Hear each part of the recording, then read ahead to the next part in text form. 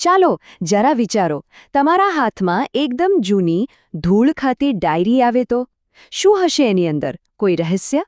આજે આપણે બસ એવું જ એક રહસ્ય ખોલવાના છીએ, એક એવી વાર્તા જે આપણને શીખવશે કે સાચી બહાદુરી અને ઈમાનદારી એટલે શું. જુઓ તો ખરા, દાદાજીના ચહેરા પર કેવું મસ્ત સ્મિત છે, અને પેલા બાળકોની આંખો જુઓ કેટલા બધા સવાલો છે. બધાનું ધ્યાન તો પેલી જૂની પેટી પર જ છે. આપણને પણ થાય ને કે એમાં શું હશે. ચાલો ત્યારે આપણે પણ એમની સાથે જોડાઈ જઈએ અને જોઈએ કે આ પેટીમાં શું રહસ્ય છુપાયેલું છે. તો હવે રહસ્ય ખુલવાનો સમય આવી ગયો છે. દાદાજીએ બોક્સમાંથી એક ડાયરી કાઢે છે અને એમાંથી એક બહુ જ ખાસ વાર્તા કહેવાના છે. ચાલો આપણે પણ ધ્યાનથી સાંભળીએ. હવે બાળકોથી તો રહેવાયો જ નહીં. એમના મનમાં જે સવાલ હતો એ એક બાળકે પૂછી જ લીધો, દાદા, શું છે આ જૂની ડાયરીમાં? અને બસ આ એક સવાલ સાથે જ એક એવી વાર્તા શરૂ થાય છે જે આપણા બધાને કંઈક નવું શીખવી જશે. આ ડાયરી તો જાણે ટાઈમ મશીન જેવી છે, આપણને સીધા વર્ષો પાછળ લઈ જાય છે. એક એવા સમયમાં જ્યાં બધી બાજુ મુશ્કેલીઓ જ મુશ્કેલીઓ હતી. પણ ખબર છે, ગમે તેટલું અંધારું હોય, એક નાનકડો દીવો પણ બહુ પ્રકાશ આપે. બસ આ વાર્તા પણ એવી જ એક ઈમાનદારીની ક્ષણની છે. અહીંયા જરા દાદાજીના ચહેરા પર નજર કરો. એમના હાવભાવ જ બધું કહી દે છે, નહીં? એવું લાગે છે કે એ જે વાર્તા કહેવાના છે એ કોઈ સાધારણ વાર્તા નથી, પણ એમાં કોઈક ઊંડો અર્થ છુપાયેલો છે. સારું, તો વાર્તામાં આગળ શું થાય છે? પેલી પ્રામાણિકતાનું શું પરિણામ આવ્યું હશે?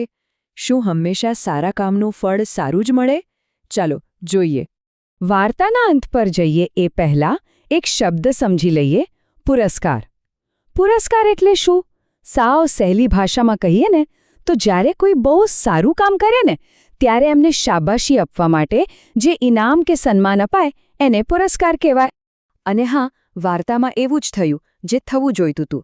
પેલા પાત્રની હિંમત અને ઈમાનદારીને સરસ મજાનું સન્માન મળ્યું. આના પરથી એક વાત તો પાક્કી થાય છે કે સારા કામનું ફળ કદાચ મોડું મળે, પણ મળે જરૂર છે. એ ક્યારે એળે નથી જ જતું. અને તમને ખબર છે, આ તો ખાલી વાર્તા નથી, સાચે જ આવું બને છે. આપણા દેશ ભારતમાં રાષ્ટ્રીય વીરતા પુરસ્કાર આપવામાં આવે છે. કોને? એવા બાળકોને જો ગજબની હિંમત બતાવે. જોયું?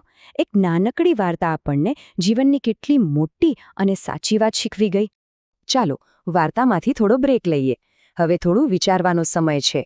કેટલાક સવાલો છે જે આપણને આ વાર્તાને વધુ સારી રીતે સમજવામાં મદદ કરશે.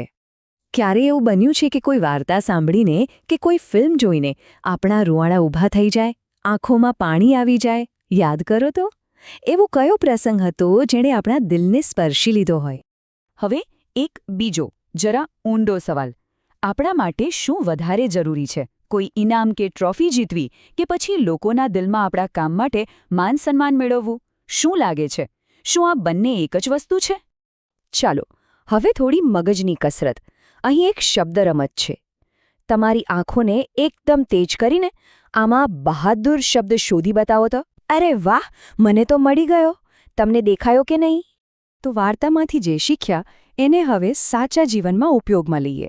હવે આપણું મિશન છે આપણી આસપાસ છુપાયેલા અસલી હીરોને શોધવાનું. અને આ કામ બિલકુલ અઘરું નથી. બસ 3 સિમ્પલ સ્ટેપ્સ છે. પહેલું, આપણી આસપાસ નજર દોડાવો. બીજું, લોકોની વાતો ધ્યાનથી સાંભળો. અને ત્રીજું, બસ તમને તમારી જ સોસાયટીમાં, તમારી જ શેરીમાં કોઈક હીરો મળી જશે. એક વાત યાદ રાખવા જેવી છે, હિંમત અને ઈમાનદારી જેવી વસ્તુઓ ખાલી વાર્તાની ચોપડીઓમાં નથી હોતી. એ તો આપણી આસપાસ જ હોય છે, રોજે રોજના જીવનમાં. આપણે બસ એને ઓળખતા શીખવાનું છે.